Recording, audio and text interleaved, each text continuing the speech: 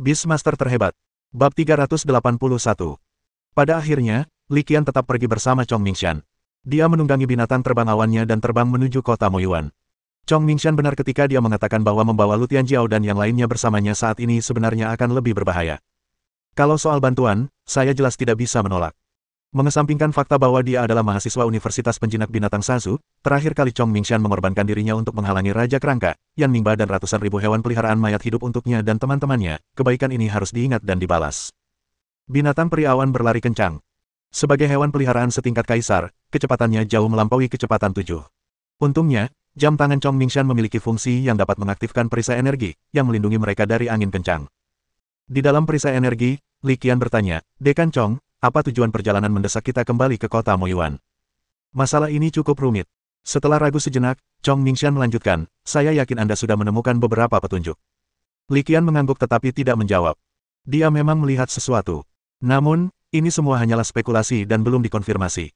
Sebenarnya, tujuan dari tantangan mahasiswa baru ini bukan hanya untuk menguji para mahasiswa baru, tetapi juga untuk memilih bakat-bakat yang luar biasa. Nada bicara Din Chong agak rumit, selain itu, ada tujuan lain, yaitu untuk memancing beberapa organisasi sesat untuk melancarkan serangan terhadap kita. Jadi, kami mahasiswa baru sebenarnya hanya umpan. Suara Li Qian agak tidak senang. Hal ini cukup normal. Lagi pula, tidak ada seorang pun yang akan senang mendengar bahwa mereka hanya umpan untuk memancing seseorang keluar dari lubang mereka. Terlebih lagi, mereka menghadapi beberapa bahaya saat bertindak sebagai umpan kali ini. Ini cukup untuk menunjukkan bahwa rencana mereka mungkin salah. Ternyata, tebakannya benar. Perkataan Chong Mingshan selanjutnya menegaskan hal ini, target kami untuk penyergapan ini adalah kultus Dewa Hitam dan kultus pemujaan dewa, dan kami telah melakukan persiapan yang sangat matang untuk ini. Selain individu-individu tersembunyi seperti saya, ada juga beberapa siswa senior yang terlibat dalam kompetisi mahasiswa baru ini, dan semuanya telah mencapai level penguasa dalam hal kekuatan. Secara logika, dengan pengaturan seperti itu, baik itu kultus Dewa Hitam maupun kultus pemuja dewa, para pemuja ini akan dihadang dengan serangan dahsyat jika mereka berani muncul. Faktanya, kami berhasil melenyapkan beberapa pemuja, tetapi yang tidak kami duga adalah bahwa kultus setan darah juga terlibat dalam operasi ini. Mereka mengendalikan banyak mahasiswa baru dan petualang melalui roh darah Gu. Setelah dikendalikan, para mahasiswa baru dan petualang ini menyerbu ke depan, membuat kami ragu untuk bertindak. Saat ini, semua kota, pos terdepan, dan tim serta kelompok petualang baru di area kota Moyuan sedang diserang, dan terjadi kekurangan hewan peliharaan tipe cahaya dan tipe kehidupan yang parah, jadi. Chong Mingshan berhenti di sana dan tidak melanjutkan, tetapi Li Qian sudah sepenuhnya mengerti apa yang dimaksudnya. Sambil tersenyum, Li Qian menunjuk hidungnya, "Jadi, kamu butuh aku untuk mengembangkan lebih banyak hewan peliharaan tipe kehidupan dan tipe cahaya. Dan karena mereka sudah mengirim Dekan Chong kepadaku, mereka seharusnya sudah menyelidiki dan menemukan bahwa selain Blazing Sundov, aku juga bisa berevolusi menjadi Tidal Sea Spirit, yang juga memiliki kemampuan tipe kehidupan." Ya, Chong Mingshan mengangguk, tidak menyangkal masalah tersebut. "Baiklah, aku bisa membantu," kata Li Qian. Ketanyaannya, tidak ada pilihan lain. Ketika dia setuju untuk berangkat bersama Chong Mingshan, dia sudah memiliki jawabannya di dalam hatinya. Melihat Li Qian setuju, Chong Mingshan masih memiliki beberapa kekhawatiran. Ia melanjutkan dengan menjelaskan, "Li Qian, aku harap kau tidak menaruh dendam padaku. Kejadian ini memang kesalahan kami. Kami tidak mengantisipasi munculnya kultus setan darah. Namun keputusan itu sendiri bukanlah masalahnya. Urgensi kita adalah karena kebutuhan. Laju penggabungan antara dunia dimensi dan dunia nyata semakin cepat. Kami memperkirakan bahwa dalam 100 tahun paling lama, atau bahkan kurang dari 100 tahun, kedua dunia akan sepenuhnya tumpang tindih. Pada saat itu, akan terjadi bencana yang belum pernah terjadi sebelumnya bagi umat manusia. Oleh karena itu, kita harus menyeret keluar beberapa tikus yang bersembunyi di parit sebelum bencana ini terjadi. Kalau tidak, kalau kita biarkan mereka menahan kita, situasi kita akan menjadi lebih sulit." Li Qian mengangguk setuju setelah mendengar ini.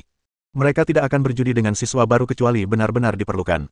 Selain itu, aliansi universitas memang memiliki rencana cadangan, tetapi belum memungkinkan untuk menggunakannya saat ini. Binatang abadi awan itu sangat cepat, langkah kaki mereka tak pernah berhenti saat terbang, dan mereka kembali ke kota Moyuan sebelum fajar. Melihat kota kuno dan elegan di bawah, Li Qian merasakan emosi yang mendalam. Jelas bahwa kota Moyuan juga mengalami kerusuhan. Ada banyak reruntuhan di dalam kota, yang semuanya merupakan jejak yang tersisa dari pertempuran. Sepertinya sekte itu sedang membuat gerakan besar kali ini. Binatang abadi awan mendarat di kota Moyuan, dan Li Qian mengamati sekeliling kota sambil bergumam pada dirinya sendiri. Mereka mungkin juga ikut bermain dengan rencanaku. Chong Mingshan terdiam sejenak, lalu berkata dengan nada tak berdaya. Mereka berjalan dan mengobrol, dan tak lama kemudian mereka tiba di pangkalan Angkatan Laut. Di ruang penerima tamu pangkalan Angkatan Laut, Li Qian melihat seorang pria berambut panjang. Tampaknya dia adalah orang yang bertanggung jawab atas kota Moyuan, atau setidaknya salah satu orang yang bertanggung jawab. Dia memperkenalkan dirinya sebentar, lalu berbicara dengan sungguh-sungguh, "Li Qian, kami butuh bantuanmu kali ini. Saya yakin Dekan Chong sudah menjelaskan situasinya kepada Anda dalam perjalanan ke sini." Li Qian mengangguk, "Sage Sastra, aku pasti akan melakukan yang terbaik." Orang bijak sastra adalah gelar yang digunakan Li Qian saat mendengar Chong Mingshan menyapa pria berambut panjang, dan dia pun menirunya dengan sebutan kehormatan itu. Gelar kehormatan ini menyingkapkan bahwa orang ini bukanlah orang sebenarnya yang bertanggung jawab atas kota Moyuan. Tingkat kekuatannya adalah tingkat roh suci, dan menurut pemahaman Li Qian, kota seperti kota Moyuan pasti memiliki tingkat legendaris yang menjaganya. Aku penasaran di mana senior legendaris itu. Kenapa dia belum muncul juga setelah insiden sebesar itu? Atau mungkin mereka terjebak di suatu tempat, tidak dapat melarikan diri. Dalam situasi genting ini, ketiganya tidak berbicara lama. Tak lama kemudian, Li Qian dituntun oleh seorang komandan garnisun ke tempat yang familiar. Tempat untuk kompetisi pembinaan Freshman Challenge. Tepatnya, itu adalah ruang kultivasi di dalam tempat tersebut. Disinilah Li Qian akan bekerja selanjutnya, atau lebih tepatnya, di mana dia akan membantu. Adapun Dekan Chong Mingshan, dengan kekuatan tempur tingkat tinggi seperti itu, wajar saja jika dia tidak menyia-nyiakannya di sini. Setelah meninggalkan pangkalan angkatan laut, ia terbang ke langit lagi untuk menyelamatkan lebih banyak siswa. Mulai sekarang, apapun yang terjadi, bahkan jika itu berarti kematian, kalian harus memastikan keamanan tempat ini. Setelah Chong Mingshan pergi, komandan garnisun yang membawa Li Qian ke sini segera menginstruksikan para penjaga di kiri dan kanannya. Mendengar itu, para penjaga di kiri dan kanan menjawab dengan tegas, "Kami bersumpah untuk melindungi keselamatan ruang inkubasi dengan nyawa kami." Bab 382. Tidak lama setelah memasuki ruang inkubasi, ruangan itu dibuka kembali, dan garnisun kota yang baru saja membawanya ke sana menyerahkan kepadanya sebuah kristal penyimpanan. Setelah menyerahkan kristal penyimpanan, pasukan garnisun kota berlama-lama dan pergi tanpa suara. Li Qian mengambil kristal penyimpanan dan mulai memeriksanya. Ia tertegun pada pandangan pertama. Kristal penyimpanan itu penuh dengan material luar biasa yang dibutuhkan untuk mengembangkan roh laut pasang surut dan merpati matahari terbakar. Mengesampingkan material luar biasa yang dibutuhkan untuk evolusi roh laut pasang surut, batuan vulkanik milenium dan kristal emas matahari yang dibutuhkan untuk evolusi merpati matahari berkobar masing-masing bernilai lebih dari 200 juta, dan di banyak tempat tidak ternilai harganya dan tidak tersedia. Melihat materi yang luar biasa ini, Li Qian hanya bisa mendesah dalam hati. Seperti yang diharapkan dari pasukan resmi yang mampu memobilisasi kekuatan dua kota besar di dalam dan luar celah dimensi, mereka telah berhasil mengumpulkan material luar biasa yang berharga itu secara bertahap. Setelah memeriksa semuanya, Li Qian duduk bersila untuk beristirahat dan menyesuaikan kondisinya. Ia harus pulih secepat mungkin, karena perjuangannya masih panjang.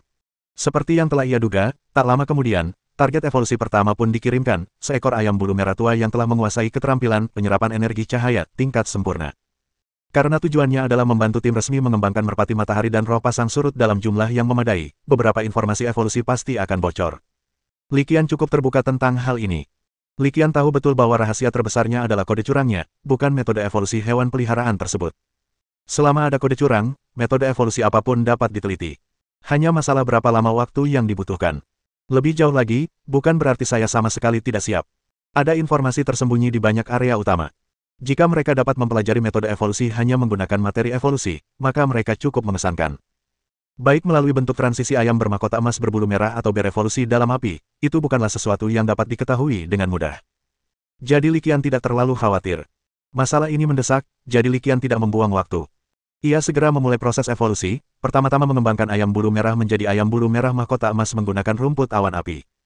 Setelah mengembangkan ayam bulu merah menjadi ayam bulu merah mahkota emas, Li Qian terus mengembangkannya tanpa henti. Sudah dimulai.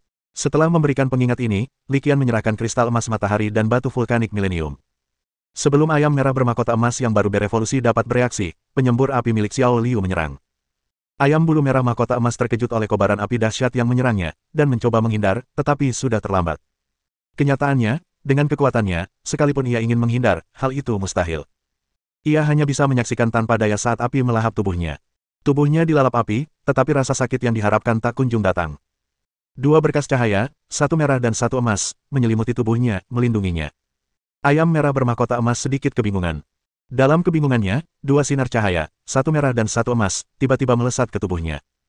Sebelum ia dapat pulih dari keterkejutannya, rasa sakit yang luar biasa tiba-tiba muncul dan menyebabkan ia kehilangan kesadaran seketika. Li Qian menyaksikan adegan ini dengan dingin, tanpa reaksi apapun. Sekalipun ia koma, evolusinya tidak akan terganggu, melainkan akan terus berlanjut. Satu-satunya perbedaannya adalah semakin lama Anda bertahan, semakin banyak potensi yang dilepaskan, dan akhirnya, semakin tinggi potensi rasial setelah evolusi. Setelah menyelesaikan prosedur ini, Liqian langsung membuka ruang inkubasi, dan cahaya evolusi yang membumbung tinggi muncul, sangat menyilaukan. Tepat saat cahaya evolusi melesat ke langit, Liqian telah meninggalkan ruang inkubasi dan berjalan menuju ruang inkubasi lain di sebelahnya. Pada saat yang sama, Komandan Garnison, dengan ekspresi serius dan teliti, muncul kembali di hadapannya. Komandan Garnison melirik cahaya evolusi yang melesat ke langit dari ruang inkubasi di dekatnya, sekilas kejutan terpancar di matanya. Dia segera menarik kembali pandangannya dan memfokuskan perhatiannya kembali pada Liqian, sambil menyerahkan 3 bola penjinak binatang. Terima kasih banyak, Liqian. Komandan Garnison itu sangat hormat dan dengan tulus mengungkapkan rasa terima kasihnya. Liqian mengangguk, lalu mengambil 3 bola penjinak binatang yang diserahkan kepadanya. Ia memindainya dengan kekuatan spiritualnya dan segera menemukan bahwa di dalam bola penjinak binatang terdapat seekor ayam bulu merah dan 2 kuncup mutiara emas. Seperti yang diharapkan, ayam bulu merah juga merupakan elit yang telah menguasai keterampilan penyerapan energi cahaya tingkat sempurna. Liqian sama sekali tidak terkejut bahwa pihak berwenang dapat menemukan 2 ayam bulu merah yang telah menguasai keterampilan penyerapan energi cahaya yang sempurna dalam waktu yang begitu singkat. Di seluruh Federasi Sia Timur, terdapat banyak sekali lembaga dan organisasi yang meneliti ayam bulu merah. Di antara mereka, pasti ada seseorang yang menemukan bahwa ayam bulu merah dapat menguasai keterampilan penyerapan energi cahaya. Dengan penemuan ini, mereka pasti akan terus meneliti ke arah ini, artinya ayam bulu merah, yang telah menguasai keterampilan penyerapan energi cahaya tingkat sempurna, pasti sudah berkembang biak cukup banyak. Keduanya mungkin baru permulaan. Lebih banyak lagi jenis ayam berbulu merah yang sama pasti akan dikirim berikutnya. Ngomong-ngomong, Tuan Komandan Garnison, syarat yang dibutuhkan untuk evolusi roh laut pasang surut bahkan lebih berat. Ia membutuhkan bantuan Sun Ruirui dari Universitas Penjinak Binatang Songhai. Kira-kira kapan Anda bisa membawanya ke sini? Setelah mengamatinya dengan kekuatan mentalnya, Liqian berbicara lagi kepada Komandan Garnison Parubaya yang berwajah serius itu. Seperti yang Anda sebutkan sebelumnya, kami telah menemukan Sun Ruirui, seorang mahasiswa dari Universitas Penjinak Binatang Songhai, dan telah mengirim seseorang untuk mengundangnya, kata Komandan Garnison Parubaya itu. Ekspresi wajahnya tetap tidak berubah, tetapi jauh di lubuk hatinya dia sudah menebak beberapa hal. Saya belum pernah mendengar kondisi evolusi menjadi penjinak binatang tertentu, atau mungkin salah satu binatang peliharaannya, tetapi kondisi itu tentu saja tidak unik. Alasan Liqian membuat syarat seperti itu kemungkinan besar karena dia ingin melindungi teman sekelasnya, Sun Ruirui. Komandan Garnison yang sudah setengah baya itu mengetahui dengan jelas rencana kecil ini, tetapi dia tidak mengatakan apapun dan berpura-pura tidak tahu apapun. Selama seseorang dapat berevolusi menjadi roh laut pasang surut, kondisi apapun yang wajar dapat diterima sepenuhnya. Setelah menerima respon positif, Liqian tidak membuang waktu lagi dan langsung masuk ke ruang inkubasi kedua. Tepat setelah Liqian memasuki ruang pengembangbiakan, cahaya evolusi yang menyala-nyala di dekatnya berangsur-angsur meredup, dan seekor merpati matahari yang megah dan agung tiba-tiba terbang ke langit. Baik dari segi kekuatan maupun potensi, dia sedikit lebih rendah daripada Liqian, tetapi bisa masuk jajaran komandan dan memiliki potensi mencapai tingkat ke-7 kaisar sudah cukup bagus. Tepat ketika merpati matahari yang menyala-nyala itu terbang ke langit, sesosok tiba-tiba muncul tak jauh darinya, seperti hantu, dia adalah Wen Sheng. Dengan lambaian tangannya yang lembut, Sun Dov yang baru berevolusi melesat kembali ke Beast Taming Ball. Berikan ini kepada dokter Huan Feng dan gunakan ramuan roh surgawi untuk meningkatkannya ke level penguasa. Sebelum mencapai level penguasa, efektivitasnya akan terbatas. Sang bijak sastra melambaikan tangannya lagi, dan bola penjinak binatang mendarat di tangan Komandan Garnison Parubaya itu. Komandan Garnison setengah baya itu, sambil memegang bola penjinak binatang, bergegas keluar. Tak lama kemudian, di langit kota Moyuan, seekor merpati matahari api tingkat penguasa yang baru saja naik tahta tiba-tiba terbang sambil berteriak kegirangan, kau. Bab 383. Liqian memahami prinsip ini, jika kulitnya hilang, apa yang akan melekat pada rambut. Oleh karena itu, ia harus berjuang sekuat tenaga demi evolusi ini, tidak hanya demi kota Moyuan dan para siswa baru, tetapi juga demi dirinya sendiri. Kalau saja kota Moyuan jatuh dan aku terjebak di dalamnya, tentu saja aku tidak akan selamat. Selain itu, Liqian merasa bahwa Dekan Chong benar tentang satu hal, sekarang memang saat yang tepat untuk menangani organisasi aliran sesat. Jika dua dunia benar-benar menyatu dan makhluk gaib berkembang biak, akan sangat merepotkan untuk mengatasinya. Pada saat itu, aliran sesat tidak lagi menjadi gangguan kecil, tetapi bisa menjadi ancaman besar. Justru karena pandangan ke depan inilah pihak berwenang begitu bersemangat, bahkan menggunakan mahasiswa baru tahun ini sebagai umpan untuk mendorong pihak lain mengambil tindakan, yang dapat dimengerti oleh Liqian. Liqian merasa dirinya tidak cukup mampu untuk membantu urusan lain, tetapi dia punya andil dalam evolusi. Setelah membuat keputusan dan memutuskan untuk bekerja keras, Liqian segera mulai bekerja. Baiklah. Sekitar 15 menit kemudian, ruang inkubasi kedua terbuka, dan cahaya evolusi yang sama muncul di depan mata semua orang. Awalnya para pengawal dan komandan garnison agak terkejut melihat pemandangan ini, tetapi sekarang mereka sudah terbiasa. Pergerakan Liqian terlalu cepat, seolah-olah berevolusi menjadi seekor sundov yang hanya membeli semangka dari pedagang kaki lima tanpa menawar. Itu sungguh menakjubkan. Itulah yang sebenarnya dipikirkan Komandan Garnisun Parubaya dan beberapa pengawal. Pada saat itu, mereka akhirnya mengerti mengapa para petinggi sangat menghargai pemuda ini. Keajaiban seperti itu tidak diragukan lagi merupakan pilar masa depan Federasi Xia Timur, dan tidaklah berlebihan untuk menghargainya. Jika ada orang di tempat kejadian yang masih terbiasa dengan hal ini, itu pasti Sun Ruirui. Ya, gadis itu sudah dibawa oleh Komandan Garnisun Kota. Sekarang, kami menunggu di luar inkubator. Kau sudah sampai. Li Qian membuka ruang inkubasi, melihat gadis itu, dan raut wajah gembira muncul di wajahnya. Sun Ruirui tampaknya tidak terluka, yang membuat Li Qian sangat lega. Ketika kamu sukses, kamu harus membantu orang lain. Li Qian belum bisa melakukan itu, jadi dia hanya bisa berusaha sebaik mungkin untuk mengembangkan kebajikannya sendiri dan memperhatikan orang-orang di sekitarnya. Komandan Garnisun memanggilmu ke sini, mungkin untuk menjelaskan tujuannya. Jangan buang waktu lagi, kita mulai saja. Li Qian sangat senang melihat Sun Ruirui, tetapi ia tidak melupakan hal penting itu. Ia mengucapkan beberapa patah kata, lalu memimpin jalan menuju ruang inkubasi pertama. Setelah evolusi selesai, ruang inkubasi kembali kosong. Dengan cara ini, ia dapat menggunakan kedua ruang budidaya itu hampir berulang kali. Oke. Mendengar ini, Sun Ruirui mengangguk tanpa ragu dan mengikuti Li Qian ke ruang kultivasi. Ruang inkubasi ditutup, dan Sun Ruirui menatap Li Qian dan berkata, "Terima kasih, Saudara Qian." Li Qian terkekeh, "Kenapa harus berterima kasih padaku? Kau seharusnya tahu bahwa mengembangkan roh laut pasang surut memang membutuhkan bantuanmu." Meskipun hal ini masuk akal, gadis itu tahu betul bahwa dirinya tidak tergantikan. Dipercaya bahwa selama Li Qian berbicara, tim manajemen hewan peliharaan resmi dapat dengan cepat menemukan hewan peliharaan yang dapat menggunakan keterampilan Life Dew. Tanpa ragu, setelah semuanya siap, Li Qian melanjutkan proses evolusi. Kau tahu situasi di luar sana. Sekaranglah saatnya kita membutuhkan sejumlah besar hewan peliharaan tipe cahaya dan tipe kehidupan. Sun Ruirui mengangguk, ekspresinya tiba-tiba berubah serius. Evolusi segera dimulai. Li Qian menyerahkan dua bola penjinak binatang kepada Sun Ruirui, sambil berkata, "Ruirui, berkomunikasilah dengan mereka. Ini adalah sesuatu yang kau kuasai." Mengenai isi komunikasinya, Sun Ruirui tahu meskipun Li Qian tidak mengatakannya, karena Li Qian telah mengungkapkan informasi penting tentang evolusi kepadanya sebelumnya. Golden Perubat adalah hewan peliharaan tipe air, dan Sun Ruirui memiliki bakat menjinakkan hewan tingkat atas yang mana 1 dari 10.000. Bencana laut. Mereka memiliki ketertarikan alami dengan hewan peliharaan tipe air. Oleh karena itu, Sun Ruirui berkomunikasi dengan mereka dengan sangat lancar. Sementara mereka berkomunikasi, persiapan Li Qian hampir selesai. Seperti yang diharapkan, Sun Ruirui memanggil hujan emas. Li Qian dan Jin Yu sudah lama saling kenal, masing-masing punya hewan peliharaan, dan mereka mengobrol dengan gembira. Setelah menjelaskan tujuannya secara singkat, dia mengangguk dengan serius. Dalam hal ini, Li Qian hanya bisa menghela napas. Bakat telepatinya sungguh sangat berguna. Tanpa bakat ini, berkomunikasi dengan Jin Yu pasti akan sangat merepotkan. Kita bisa mulai. Setelah pertukaran singkat, semuanya siap. Sun Ruirui tiba-tiba menatap Li Qian dan berkata dengan tatapan tegas. Li Qian memilih untuk percaya tanpa syarat. Langkah-langkah untuk mengembangkan roh laut pasang surut sudah menjadi kebiasaan bagi Li Qian. Maka tanpa ragu sedikit pun, dia langsung memberi instruksi pada Jin Yu, mulailah merapal jurus hujan kehidupan. Saat skill Life Dew diaktifkan, cahaya evolusi yang redup mulai terpancar dari salah satu Golden Bud. Segalanya berjalan lancar.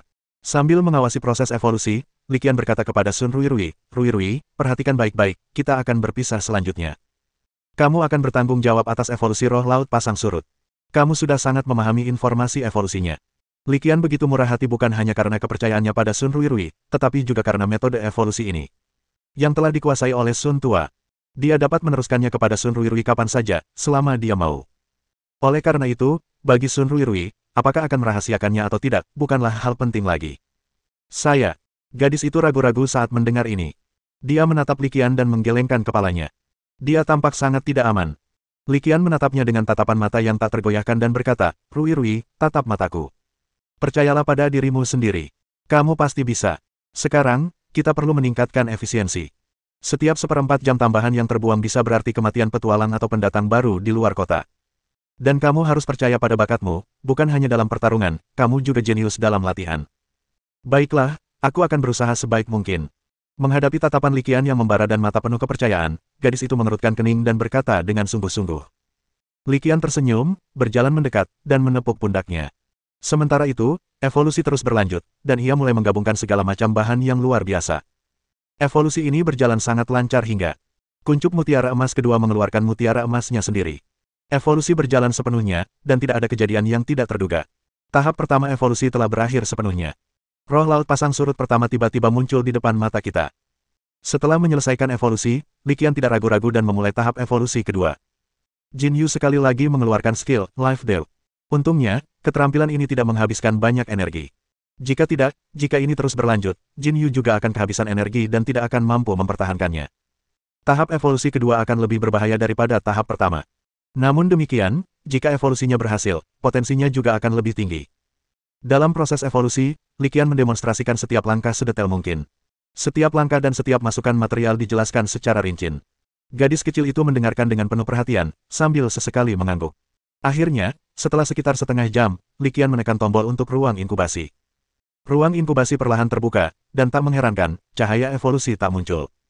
Yang muncul di hadapan mereka adalah dua hewan peliharaan humanoid yang suci, mulia, dan anggun, roh laut pasang surut. Para penjaga menjadi kebal terhadap pemandangan itu. Aku bahkan tidak tahu harus berkata apa. Kita hanya bisa takjub dalam hati, orang jenius memang berbeda. Setelah menyelesaikan evolusi ini, keduanya segera memulai tahap berikutnya dari pekerjaan mereka. Li Qian menerima semua bola penjinak binatang yang diserahkan kepadanya oleh Komandan Garnisun Parubaya. Kali ini, ada beberapa bola penjinak binatang, totalnya 10. 4 diantaranya merupakan tunas mutiara emas, dan 6 merupakan ayam bulu merah. Li Qian menyerahkan 4 bola penjinak binatang kuncup mutiara emas kepada Sun Ruirui, sementara ia membawa 6 bola evolusi ayam bulu merah ke ruang pembiakan kedua. Sebelum pergi, Li Qian menatap Sun Ruirui dengan tatapan meyakinkan, "Ruirui, kamu harus percaya pada dirimu sendiri, kamu bisa melakukannya." Gadis kecil itu mengangguk serius setelah mendengar ini. Bab 384. Evolusi terus berlanjut, dan sekarang bukanlah saatnya untuk bersantai.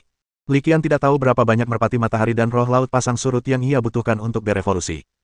Satu-satunya hal yang ia yakini adalah selama Komandan Garnisun tidak menghentikannya, ia akan terus berevolusi. Lebih jauh lagi, Li Qian tidak pulang dengan tangan kosong dari evolusi berkelanjutan ini.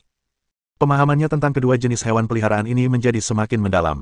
Dapat dikatakan jika kedua hewan peliharaan ini memiliki evolusi berikutnya yang lebih maju. Li Qian sudah pasti salah satu orang yang paling percaya diri dalam memecahkan masalah tersebut. Tak lama kemudian, seekor merpati matahari lain terbang keluar dari ruang penangkaran. Li Qian membuka ruang inkubasi dan melihat sekeliling. Ruang inkubasi yang berdekatan tetap tertutup, tidak menunjukkan tanda-tanda akan dibuka. Li Qian tidak terburu-buru. Ia terus mengubah ruang pembiakan dan memulai evolusi ayam bulu merah berikutnya. Jadi, pada saat evolusi mencapai kepala keempat, sekitar 40 menit telah berlalu. Setelah sekian lama, Li Qian tidak bisa menahan cemberutnya. Saya mulai khawatir. Tepat saat dia ragu-ragu apakah akan mendekat dan melihatnya, sebuah ruang budidaya yang tampak seperti kuncup bunga perlahan terbentang tidak jauh darinya. Li Qian segera menatapnya. Dan tak lama kemudian dia melihat. Di dalam ruang pembiakan, selain Sun Ruirui dan Jin Yu, ada dua roh laut pasang surut dengan postur luar biasa dan sosok elegan. Aku tahu kau pasti berhasil. Melihat ini, wajah Li Qian berseri-seri. Ia segera menghampiri dan mengacungkan jempol pada Sun Ruirui. Mendengar pujian Li Qian, gadis itu tersenyum cerah dan tulus. Terima kasih, Saudara Qian.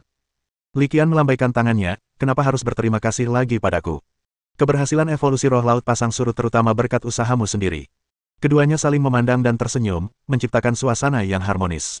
Komandan Garnisun dan beberapa penjaga di dekatnya menyaksikan kejadian ini, perasaan mereka cukup rumit. Hanya dengan beberapa instruksi sederhana, seorang peternak dapat dilatih untuk berevolusi menjadi roh laut pasang surut. Hal seperti itu adalah sesuatu yang belum pernah mereka lihat atau dengar sebelumnya. Seperti dongeng. Hal ini membuat mereka semua sedikit terganggu. Setelah pertukaran singkat, keduanya kembali ke ruang inkubasi masing-masing untuk melanjutkan evolusi mereka. Waktu tidak dapat disia-siakan. Dengan pengalaman keberhasilan pertamanya, evolusi gadis kecil Sun Ruirui berjalan jauh lebih lancar setelahnya. Dalam waktu sekitar setengah jam, dua roh laut pasang surut akan berevolusi. Kecepatannya sedikit lebih lambat dari Li Qian, tetapi tidak terlalu jauh. Di pihak Li Qian, ia dapat mengembangkan Blazing Sun Dove rata-rata setiap 10 menit. Waktu berlalu dengan cepat. Dalam waktu sekitar setengah hari, sekelompok besar merpati matahari terbit telah berkumpul di langit di atas kota Moyuan. Di bawah komando penjinak binatang yang baru dikontrak, mereka bertarung dalam kelompok dan sangat efektif melawan tim petualang, tim pemula, dan hewan peliharaan mayat hidup biasa. Terutama saat menghadapi petualang atau tim baru, keterampilan pemurnian hampir sepenuhnya efektif melawan lawan. Demikian pula, sekelompok binatang peliharaan yang seluruhnya terdiri dari roh laut pasang surut diam-diam menyusup keluar kota. Tidak seperti pertempuran lainnya, saya selalu ragu dan takut bertindak gegabah. Pertarungan antara kedua tim berlangsung sengit dan cepat. Hal itu hampir tidak memberi musuh waktu untuk bereaksi. Berbagai keterampilan pemurnian dilepaskan, dan dalam waktu singkat, roda ragu dalam diri para petualang dan bayi baru lahir dipaksa keluar. Saat para petualang dan pendatang baru yang pikirannya telah dikendalikan oleh roh darah Gu pulih, keseimbangan kekuatan bergeser, dan gelombang pertempuran dengan cepat berubah. Di sisi kota Mo Yuan, mereka mulai memperoleh keuntungan dominan. Sang bijak sastra, yang berdiri di atas tembok kota, menyaksikan pemandangan ini dan segera memerintahkan kedua tim untuk berpisah menjadi puluhan regu yang lebih kecil, yang kemudian maju keluar kota. Di bawah naungan binatang peliharaan tingkat kaisar, lusinan tim ini, berkat keberadaan metode pemurnian, mulai menyapu hampir semua petualang dan tim baru di pinggiran, seolah-olah merebut kembali wilayah yang hilang. Para siswa dan petualang baru ini tersadar kembali dan merasa sangat marah ketika mengetahui bahwa mereka telah dikendalikan begitu lama dan bahkan menyerang rekan-rekan mereka. Satu demi satu, mereka bergabung dengan tim tempur. Di bawah pengaruh kekuatan yang luar biasa ini, area dalam radius 300 km dari kota Mo Yuan dengan cepat tersapu. Selama periode ini, para pemuja dari kultus Dewa Hitam, kultus pemujaan dewa, dan bahkan kultus setan darah secara alami keluar untuk menimbulkan masalah. Akan tetapi, di bawah berbagai metode penindasan yang kejam, mereka semua menderita banyak korban. Mereka hampir tidak dapat mengumpulkan kekuatan untuk melawan. Sekitar 400 km di luar kota Mo Yuan, di puncak gunung. Seorang pria berjubah hitam, seorang wanita berambut pendek dengan tanda bulan sabit di antara alisnya, dan seorang pria parubaya dengan tanda merah darah aneh di wajahnya saling menatap. Ini sangat tidak normal. Secara logika, seharusnya tidak ada begitu banyak hewan peliharaan tipe pemurnian di kota Mo Yuan, terutama karena semua hewan peliharaan ini terkonsentrasi pada merpati matahari terbakar dan roh laut pasang surut. Kata pria parubaya dengan tanda merah darah aneh di wajahnya. Sungguh aneh. Wanita berambut pendek dengan tanda bulan sabit di antara alisnya mengerutkan kening. Kemunculan tiba-tiba dari Sun Dofes dan Tidal Sea Spirits benar-benar mengganggu irama mereka. Ia praktis merupakan musuh bebuyutan Blood Spirit Gu. Murid darah, tidak bisakah sekte setan darahmu melepaskan Gu Giok darah tingkat tinggi? Tanya pria berjubah hitam itu. Suaranya sangat tenang, tanpa kesedihan atau kegembiraan. Pria parubaya dengan tanda merah darah aneh di wajahnya menyeringai. Gu Giok darah sangat berharga. Untuk memobilisasinya dalam skala besar, kita harus mendapatkan persetujuan wakil ketua sekte. Dia mendengus dan melanjutkan, lagi pula, sekte iblis darah kami hanya di sini untuk membantu dalam operasi ini. Fokus utamanya adalah pada sekte pemujaan dewa dan sekte dewa hitam milikmu.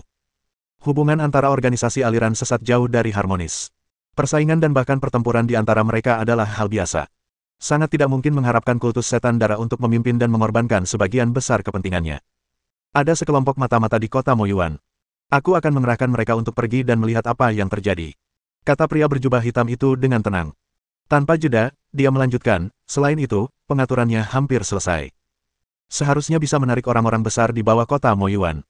Orang besar itu, kalau dia memulai kerusuhan, dia akan mendapat masalah besar bagi mereka.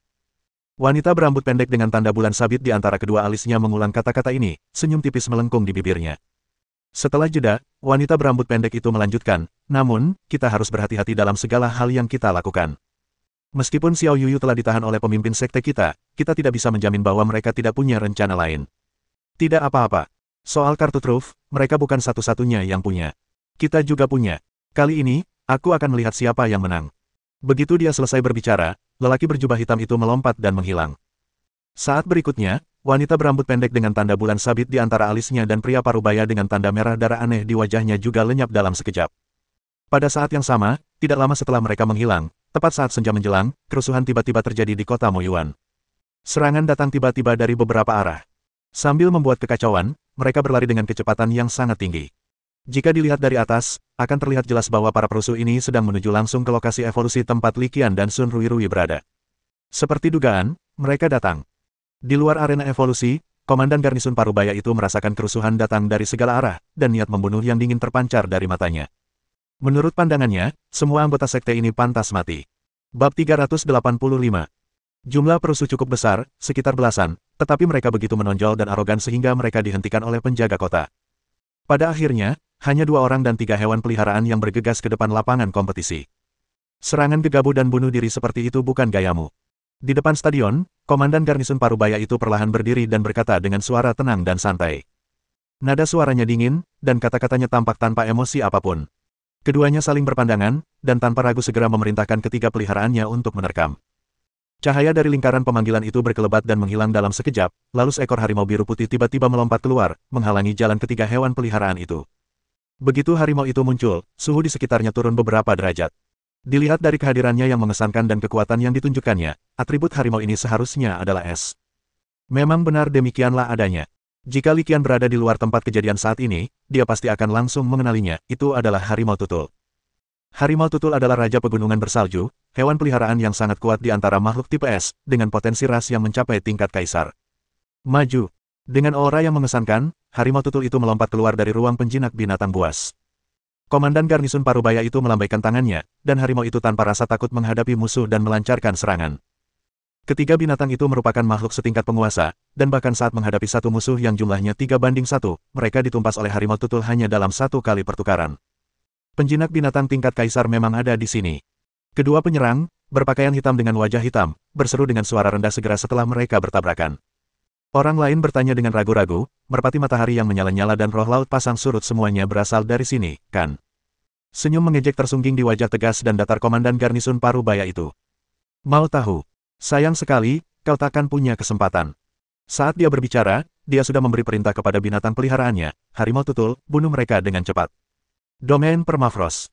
Setelah menerima perintah Beastmaster, harimau tutul mengaktifkan keahliannya tanpa ragu-ragu, melepaskan 3 sinar biru menyala yang ditembakkan dengan kekuatan yang tak terhentikan. 3 sinar biru melesat keluar, membawa suhu yang sangat rendah. Kemanapun mereka lewat, bahkan tanah beton pun tertutup lapisan es putih. Hah, agak aneh. Kenapa suhunya tiba-tiba turun drastis?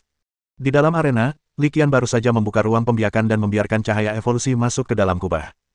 Ia sedikit menggigil dan mengeluarkan suara yang agak bingung. Dia menggelengkan kepalanya, menepis pikiran-pikiran tak berguna itu, lupakan saja, tak usah dipikirkan, kerjakan saja tugasku dengan baik. Setelah mengatakan itu, dia melangkah ke ruang inkubasi lainnya. Li Qian tidak terlalu khawatir dengan keselamatannya sendiri. Tempat ini seharusnya 100% aman. Kalau sampai dibobol, itu hanya membuktikan bahwa para pejabatnya cuma orang-orang bodoh yang nggak berguna.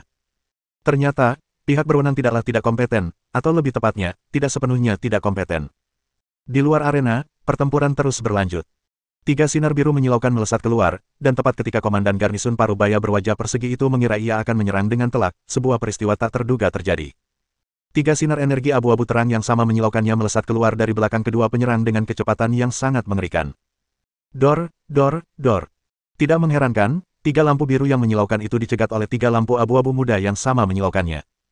Cahaya-cahaya itu saling bersentuhan, menciptakan fluktuasi energi dan ledakan yang cukup keras. Kemudian, mereka saling meniadakan dan menghilang sepenuhnya.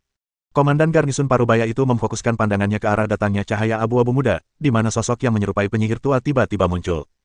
Penyihir hantu. Komandan Garnisun Parubaya itu langsung mengenali sosok itu. Ghost Witch adalah hewan peliharaan dengan atribut hantu dan racun, dan potensinya telah mencapai tingkat kaisar. Zakun, tetua ketujuh dari Sekte Dewa Hitam. Komandan Garnisun Parubaya itu menyipitkan matanya dan berkata dengan nada dingin. Raja Hongbing, betapa sempitnya dunia ini. Aku tak menyangka kaulah yang menjaga tempat ini. Di samping penyihir hantu, seorang lelaki tua berwajah keriput, yang penampilannya tak jauh lebih baik daripada penyihir hantu, berjalan keluar. Seharusnya di sanalah merpati matahari dan roh laut pasang surut berevolusi, kata Zakun sambil tersenyum, suaranya selembut gesekan besi berkarat. Coba ku tebak, pelatihnya bukan Li Qian, yang berevolusi menjadi merpati matahari di tantangan mahasiswa baru. Kan? Zakun mencibir. Orang-orang jenius seperti itu memang patut ditiru, tapi kau tahu, yang paling kusuka adalah menyingkirkan para jenius. Terutama para jenius dari Universitas Penjinak Binatangmu. Perkataan Zakun penuh dengan ancaman, dan Hongbing Wang, Komandan Garnisun Parubaya, tidak dapat menahan diri untuk tidak mengerutkan kening setelah mendengarnya. Melihat sinyal Zakun kepada ketiga bawahannya untuk menyerbu masuk, Raja Hongbing langsung mengejek, kamu, seorang kaisar yang baru dinobatkan, hanya dengan satu binatang peliharaan setingkat kaisar, berani menggonggong dan melolong di sini. Raja Hongbing, kau tidak jauh lebih baik, setahuku, kau hanya punya 2 hewan peliharaan tingkat kaisar. Balas Zakun tanpa ragu. Itu bukan sesuatu yang bisa kau hentikan dengan tangan kosong. Raja Hongbing melangkah maju, dan cahaya dari susunan pemanggilan menyala lagi. Seekor binatang peliharaan lain muncul tiba-tiba, yang juga merupakan binatang peliharaan tingkat kaisar, binatang Bosuo. Binatang Bosuo, yang memiliki atribut es dan kayu, seluruhnya berwarna biru dan hijau, tidak menyerupai rusa maupun domba, dan terlihat sangat aneh. Karena kau sudah memutuskan untuk mencegatku, bagaimana mungkin aku tidak melakukan persiapan apapun? Zakun tersenyum tipis, lalu dengan lambaian tangannya, memanggil hewan peliharaan lain. Malaikat jatuh bersayap 4 dengan pangkat kekaisaran, memiliki atribut kegelapan dan kutukan. Saat melihat hewan peliharaan yang dipanggil Zakun, ekspresi Raja Hongbing berubah agak tidak menyenangkan. Dia menatap tajam ke arah Zakun, lalu berkata, dengan ketiga orang idiot itu di bawah komandomu, berpikir mereka bisa mengalahkan pengawalku benar-benar khayalan. Dia mengatakan ini sebagai ujian, untuk melihat apa yang membuat Zakun begitu percaya diri. Lalu apa yang kau khawatirkan? Zakun bertanya sambil tertawa mengejek setelah mendengar kata-kata Hongbing Wang. Tepat saat keduanya tengah berbincang, tiba-tiba terdengar serangkaian suara, ledakan, keras, yang merupakan suara ledakan yang berasal dari dalam stadion. Teknik pembunuhan duri. Hong Bingwang merasakan fluktuasi energi dari beberapa teknik ledakan, dan ekspresinya berubah sangat buruk. Ada seorang pengkhianat di antara keempat penjaga. Tidak heran Zakun begitu berani. Tidak, kita harus menyelesaikan pertempuran ini secepatnya. Dengan adanya pengkhianat yang terlibat, Li Qian dan temannya dari Universitas Penjinak Binatang Zonghai memang bisa berada dalam bahaya. Dia tidak bisa menunda. Pada akhirnya, rasa percaya dirinya yang berlebihan dan kesalahannya lah yang menyebabkan hal ini. Jika atasannya menyelidiki, dia akan dimintai pertanggungjawaban. Bab 386. Pertarungan pun dimulai, dan agar dapat segera mengalahkan lawannya, Raja Hong Bing memanggil semua binatang peliharaannya. Lawannya, Zakun, tetua ketujuh dari kultus Dewa Hitam, juga memanggil kelima binatang peliharaannya. Karena tingkat kekuatan hewan peliharaan secara umum sedikit lebih tinggi dari lawan mereka, Raja Hong Bing telah mendominasi Zakun sejak pertempuran dimulai. Meski begitu, mustahil untuk membebaskan sumber daya guna mendukung Li Qian dan Sun Ruirui dalam waktu singkat. Meskipun Zakun bukan tandingan Hong Bingwang, perbedaan kekuatannya tidak signifikan, dan dia masih bisa menahan mereka. Dalam situasi seperti ini, Hong Bingwang makin gelisah saat bertarung, dan firasat buruk mulai tumbuh dalam hatinya. Di dalam tempat itu, keributannya sama intensnya, dengan suara berbagai keterampilan saling bertabrakan dan fluktuasi energi terus-menerus memancar darinya. Bertahanlah, kalian berdua, anak kecil. Saat itu, Hong Bingwang hanya bisa berdoa seperti ini. Guru, pukulan ombak. Tepat saat Hong Bingwang dipenuhi kecemasan, suara deras air yang mengerikan tiba-tiba muncul dari dalam tempat tersebut. Keributan keras itu langsung menarik perhatian kedua petarung. Meskipun pertarungan mereka berlanjut, mata mereka tanpa sadar melirik beberapa kali. Ledakan. Suara aliran air semakin lama semakin jelas, dan akhirnya, sebuah lubang menganga besar tiba-tiba muncul di satu arah tempat kejadian. Semburan air yang dahsyat, bagaikan gelombang pasang, mengalir deras dari celah itu. Air yang bergelora menderu dan bergelora, dan di puncak pasang surut, dua kepala naga yang tampak hidup, satu besar dan dua kecil, terbentuk sepenuhnya dari air. Kedua petarung itu terkejut dengan apa yang mereka lihat. Jelas, tidak seorang pun di antara mereka yang menduga situasi ini akan muncul. Setelah sesaat terperanjat, jantung Zakun berdebar kencang, sebab ia melihat dua orang bawahannya yang telah menerobos masuk sebelumnya, dan seorang pemuda berseragam pengawal, tersapu arus deras yang dahsyat itu. Air terus naik, menciptakan gelombang besar lainnya. Di puncak gelombang, seorang gadis mungil berdiri tegak. Di samping gadis itu, tiga roh laut pasang surut berdiri berjaga, melindunginya di tengah. Gadis yang berdiri di depan air pasang itu tak lain adalah Sun Ruirui. Tatapannya tajam saat ia menatap tiga orang dan tujuh hewan peliharaan di dalam air. Raungan naga air. Sun Ruirui menatap lurus ke depan, tatapannya dingin, dan suaranya terdengar acuh tak acuh. Begitu suara itu menghilang, air mengalir deras lagi, seperti sungai yang meluap. Di dalam air yang mengalir, tiga naga air, satu besar dan dua kecil, melayang ke udara, mencapai ketinggian 20 atau 30 meter, sebelum menyerbu ke bawah dalam derasnya air. Hong Bingwang bahkan melihat bahwa, di bawah semburan air yang deras, balok semen yang keras itu hampir seketika hancur menjadi bubuk. Kekuatan mengerikan dari keterampilan ini terbukti nyata. Level Overload. Raungan naga air, diaktifkan, dan kekuatannya yang dahsyat menarik perhatian. Zakun tak kuasa menahan diri untuk berseru kaget saat melihat ini. Menjadi makhluk setingkat Overlord sebenarnya bukan hal yang istimewa. Tanpa makhluk setingkat Overlord, seseorang bahkan tidak bisa berpartisipasi dalam operasi ini. Namun, dilihat dari usianya, seharusnya dia sudah menjadi mahasiswa baru tahun ini. Sungguh mengerikan seorang pendatang baru memiliki kekuatan seorang hegemon. Terlebih lagi, dilihat dari raungan naga air, barusan, kekuatannya jauh melampaui hegemon biasa yang baru dipromosikan. Kalau dibiarkan tumbuh bebas, sangat mungkin dia bisa menjadi orang suci setingkat Sein, bahkan menjadi tokoh legendaris di masa mendatang. Oleh karena itu, Zakun sangat khawatir dan timbul firasat buruk dalam hatinya. Padahal, ia tahu betul bahwa itu bukan lagi firasat, melainkan kenyataan, anak buahnya, termasuk si tikus mondok, telah langsung tercekik hingga tewas oleh arus air yang begitu dahsyat. Seperti yang diduga, sebuah kejadian tak terduga tetap terjadi, seekor kuda hitam muncul dari tengah kerumunan, dan gadis penentu tren ini menjadi faktor X, yang memengaruhi hasil pertandingan. Hahaha.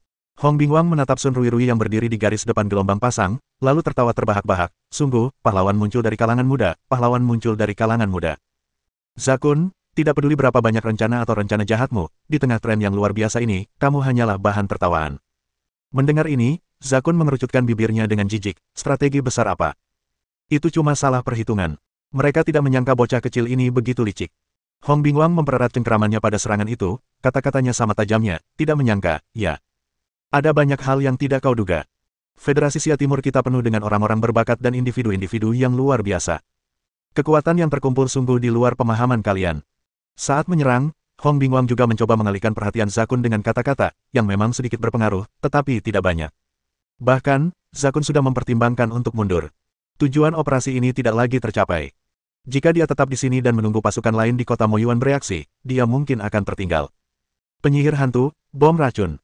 Setelah mengambil keputusan, Zakun tanpa ragu langsung memerintahkan hewan peliharaannya untuk melancarkan jurus pamungkas mereka. Tubuh layu nenek sihir itu, yang menyerupai seorang wanita tua, tiba-tiba menggembung dan membengkak, memancarkan gelombang energi yang menakutkan. Penjaga hati es. Melihat hal ini, Raja Hongbing langsung memberi perintah kepada binatang peliharaannya, dan sekaligus berteriak, gadis kecil, cepat gunakan jurus penjaga. Kemegahan langit tirai air. Di puncak ombak, Sun Ruirui mendengar peringatan Hong Bingwang dan, tanpa ragu, memerintahkan hewan peliharaannya untuk menggunakan kemampuan perlindungannya. Jin Yu memimpin dan melepaskan keahliannya, dan dua roh laut pasang surut yang baru dipromosikan di sampingnya segera mengikutinya dan melepaskan kemegahan surgawi tirai air. 3 tirai air didirikan satu demi satu, sepenuhnya melindungi Sun Ruirui. Ledakan. Gelombang energi dahsyat meledak, menciptakan raungan memekakkan telinga. Di tengah gemuruh itu, kabut hitam keunguan langsung menghilang. Kabut itu bertabrakan dengan perisai energi biru tua, yang juga dilapisi 3 lapis tirai air biru. Perisai energi itu langsung terpelintir, dan suara korosi mendesis terdengar. 2 dari 3 lapis tirai air itu langsung pecah, hanya menyisakan 1 lapisan yang hampir runtuh. Untungnya, itu adalah tirai air surga, yang berlapis 3. Jika tirai itu berlapis 2, akibatnya tidak akan terbayangkan. Saat kabut ungu menghilang, Zakun tak terlihat. Hanya Hong Bingwang, yang lingkaran birunya telah memudar, dan Sun Ruirui yang tersisa di balik tirai air. Adapun 3 orang lawan yang sudah diambang kematian karena tercekik aliran air, kini mereka telah musnah sepenuhnya oleh kabut ungu. Zakun sama sekali tidak peduli dengan nyawa kedua bawahannya dan satu mata-matanya. Mungkin, ia menggunakan keahlian ini untuk membungkam mereka juga. Gadis kecil, terima kasih. Yang lainnya di mana? Hong Bingwang melihat sekeliling dan mendapati Zakun sudah benar-benar pergi dan menghilang. Maka ia pun mengalihkan perhatiannya pada Sun Ruirui. Maksudmu ketiga orang malang itu? Lihat, mereka tergeletak di dalam.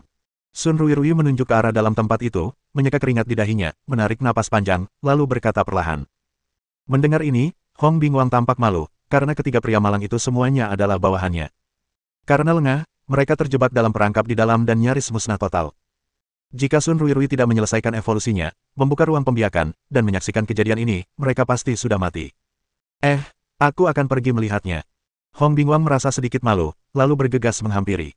Tak lama kemudian, ia menarik 3 bawahan yang pingsan keluar dari air.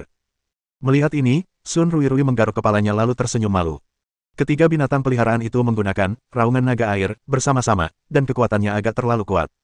Ia tidak bisa mengendalikannya, dan itu sedikit memengaruhi ketiga makhluk malang itu. Akan tetapi, dibandingkan dengan sekadar mati, hasil saat ini sudah jauh lebih baik. Hanya saja saya minum sedikit lebih banyak air.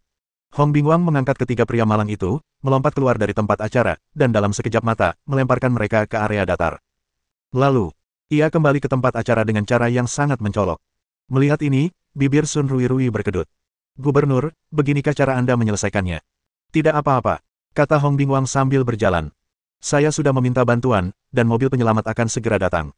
Sebagai penjinak binatang tingkat penguasa, kondisi fisik mereka cukup baik, dan mereka tidak akan mati dalam waktu singkat. Mendengar ini, Sun Ruirui langsung terdiam dan tidak berkata apa-apa lagi. Sebagai pemimpin, dia sudah mengatur segalanya, jadi kenapa dia harus peduli? Ngomong-ngomong, di mana Li Qian? Hong Bingwang kembali ke tempat kejadian, wajahnya menunjukkan kecemasan, dan bertanya. Sun Ruirui menunjuk ke ruang kultivasi yang masih terdapat noda air, ada di dalam. Tidak ada yang serius, jadi aku tidak mengganggu saudara Qian. Mendengar ini, bibir Hong Bingwang berkedut tanpa sadar. Musuh sudah membunuhnya tepat di depannya, dan dia bilang itu bukan masalah besar. Menurut logikamu, apa yang dianggap masalah besar? Selain itu, sebagai seseorang yang telah melalui semuanya, Hong Bingwang melihat emosi aneh di mata gadis itu dan langsung mengerti sesuatu. Dia hanya bisa mendesah, masa muda sungguh luar biasa. Apa yang hendak kukatakan? Dia melirik ke sekelilingnya, ragu-ragu, lalu mulai berbicara. Sun Ruirui mengerti maksudnya, menggelengkan kepala, dan berkata cepat, ayo lanjutkan. Aku sudah memeriksa, dan sebagian besar ruang inkubasi masih utuh. Saya yakin saudara Qian pasti berpikiran sama. Sambil berbicara, Sun Ruirui menunjuk ke sebuah ruang kultivasi tak jauh di depan. Begitu kata-katanya jatuh, ruang kultivasi itu tiba-tiba terbuka. Seberkas cahaya evolusi melesat ke langit, sangat menyilaukan. Di tengah cahaya evolusi yang merasuk itu, sesosok tubuh ramping namun tegak tiba-tiba muncul. Itu Li Qian. Li Qian keluar dengan santai, melihat sekeliling, dan memasang ekspresi aneh. Aku baru pergi 10 menit, kok bisa jadi begini? Apa ada perang? Faktanya, bahkan di dalam ruang inkubasi, dia bisa merasakan keributan dan menebak secara kasar apa yang sedang terjadi. Karena serangan itu tidak pernah mendarat di ruang pembiakan tempat dia berada, dia hanya berpura-pura seolah tidak terjadi apa-apa. Maaf, Li Qian, beginilah yang terjadi. Hong Bingwang berjalan dengan agak malu dan menjelaskan secara singkat sebab dan akibat dari masalah tersebut. Setelah mendengar pernyataan Hong Bingwang, Li Qian terdiam. Ia baru saja mengatakan bahwa keselamatan jelas bukan masalah di sini. Ternyata, kata-katanya menjadi kenyataan. Mereka benar-benar menghadapi masalah. Jika Sun Ruirui tidak turun tangan, serangan itu pasti akan mendarat di ruang kultivasi tempatnya berada. Kita di sini saja. Tidak apa-apa. Pokoknya, tidak perlu pindah tempat. Li Qian melihat sekeliling, hendak mengatakan, tempat yang bagus, tetapi kemudian menarik kembali kata-katanya. Tempat ini, saat ini, seperti lumpur yang berlumpur, sama sekali tidak bagus. Namun, selama ruang inkubasi baik-baik saja, hal itu tidak akan memengaruhi pekerjaan selanjutnya, jadi Li Qian merasa tidak perlu membuat keributan dan mengubah lokasi. Oke, selanjutnya, aku jamin tidak akan ada masalah sama sekali di sini. Kalau ada masalah. Melihat Li Qian dan Sun Ruirui bersikeras untuk tidak berpindah lokasi, Hong Bingwang tidak berkata apa-apa lagi. Dengan tatapan tegas, ia langsung berjanji. Namun, sebelum ia sempat menyelesaikan ucapannya, Li Qian memotongnya, "Gubernur, jangan banyak bicara lagi. Ada hal-hal yang lebih baik tidak diungkapkan." Mendengar ini, Hong Bingwang tersipu, kejadian langka baginya. Dialah yang sebelumnya berani menyatakan bahwa tidak akan terjadi apa-apa di sini. Pada akhirnya, baiklah, tidak usah dibahas. Kalau sesuatu benar-benar terjadi, masih ada ruang untuk bermanuver. Meski begitu, saya merasa agak tidak nyaman. Dilihat dari situasinya, kedua anak kecil itu jelas tidak mempercayai saya. Setelah insiden kecil ini, pekerjaan berlanjut. Saat itu, Li Qian merasa seolah-olah telah berubah kembali menjadi lembu atau kuda di kehidupan sebelumnya. Dia adalah mesin evolusi tanpa emosi. Sementara itu, di garnisun, tepat saat sang sarjana mulai rileks dan merasa keadaan mulai membaik, tiba-tiba sebuah kabar buruk datang. Apa? Putra mahkota Fitch dan putra kepala eksekutif terjebak di ngarai harimau.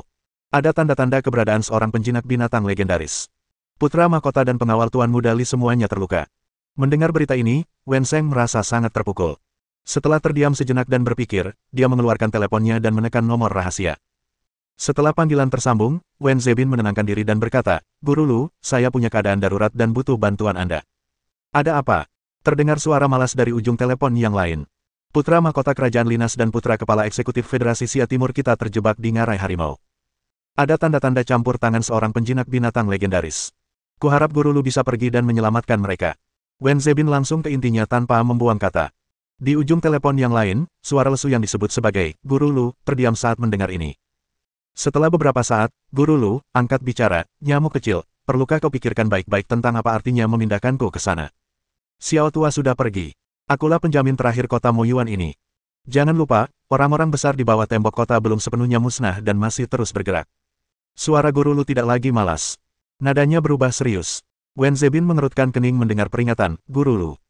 Akhirnya, ia mendesah tak berdaya, "Guru Lu, saya sangat menyadari betapa pentingnya Anda bagi kota Moyuan, tetapi baik putra mahkota kerajaan Linas maupun putra kepala eksekutif Federasi Sia Timur kita tidak boleh dibiarkan terluka." Bab 387.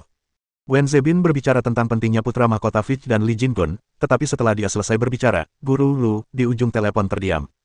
Keheningan ini membuat Wen Zebin sangat gelisah, karena secara teoritis, apa yang dikatakannya kurang tepat. Tak seorang pun kebal terhadap kecelakaan. Meskipun identitas mereka cukup istimewa, mereka tak bisa dibandingkan dengan seluruh kota Moyuan. Mengetahui kekhawatiran, Guru Lu, Wen Zebin melanjutkan, "Guru Lu, tenang saja, saya jamin tidak akan terjadi apa-apa di kota Moyuan. Lagi pula, situasi ini berbeda dari biasanya. Putra mahkota Fitch dan Tuan Muda Li Jinkun menawarkan diri untuk bertindak sebagai umpan untuk memancing musuh keluar. Jika sesuatu benar-benar terjadi pada mereka, bagaimana kita akan menjelaskannya kepada kepala eksekutif? Itu juga bisa menyebabkan perselisihan diplomatik antara kita dan kerajaan Linas." Wen Zebin mengoceh banyak hal, semuanya dalam upaya membujuk Guru Lu di ujung telepon lainnya. Akhirnya, Guru Lu menjawab dengan suara lirih, "Nyamuk kecil, aku akan pergi menyelamatkan kedua anak laki-laki itu. Aku juga berharap kau menepati janjimu dan memastikan kota Moyuan sepenuhnya aman. Kalau tidak, kita semua akan menjadi pendosa selamanya dan akan dihukum mati." Setelah dia selesai berbicara, nada sibuk terdengar dari ujung telepon yang lain, dengan jelas menunjukkan bahwa Guru Lu telah menutup telepon. Wen Zebin menghela napas panjang, hatinya tenang, tetapi ekspresinya juga menjadi sangat serius. Tanpa henti ia memanggil binatang piaraannya yang kemudian melompati tembok kota. Secara teori, tim Tidal Sea Spirit dan tim Blazing Sundov telah mendorong garis pertempuran sejauh 300 km, jadi tidak ada bahaya di kota Moyuan. Namun, demi memastikan keamanan kota, ia tetap mengambil tindakan secara pribadi dan tinggal di sana untuk mengawasi situasi. Seperti yang dikatakan, Guru Lu, jika kota Moyuan menghadapi bahaya karena kepergian dua penjaga tingkat surgawi, satu di cahaya dan satu di kegelapan, mereka benar-benar pantas mati. Dia benar-benar akan menjadi orang berdosa selamanya. Kota Moyuan, tempat tinggal keluarga Xiaohu. Ini adalah halaman yang terletak di sisi utara kota, di sebelah markas garnison.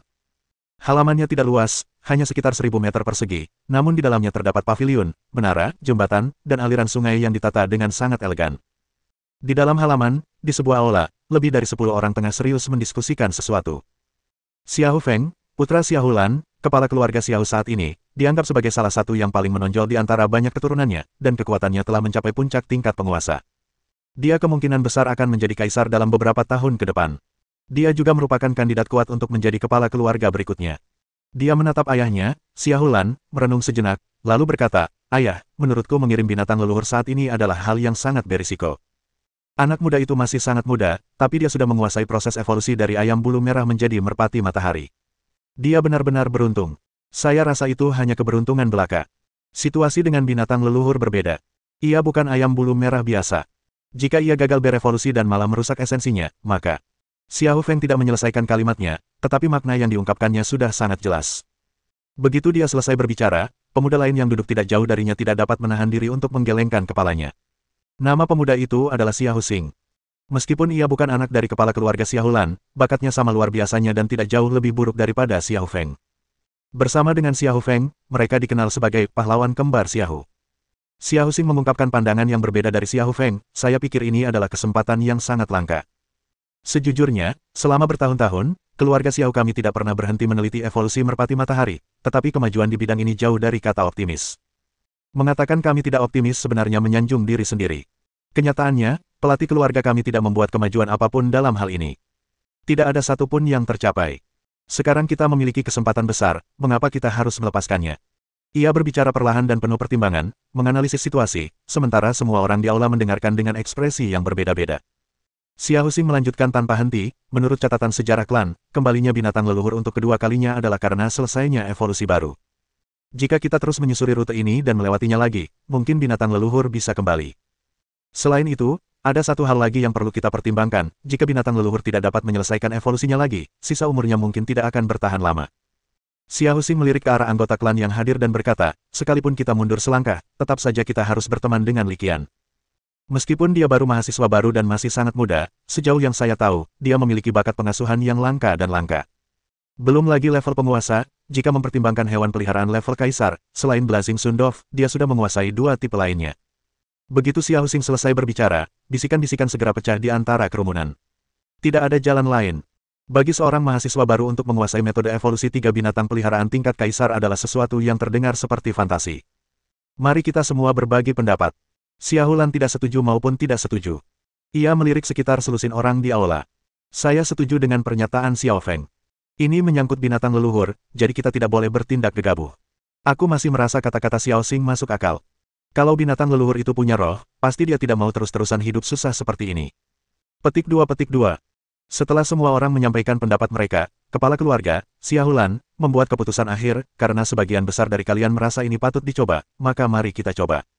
Aku serahkan masalah ini padamu, Xiao Xing. Bawa binatang leluhur bersamamu." Mendengar ini, wajah Xiao Xing berseri-seri karena gembira. "Baik, Patriark, saya akan segera mengirimkan binatang leluhur itu." "Ayah."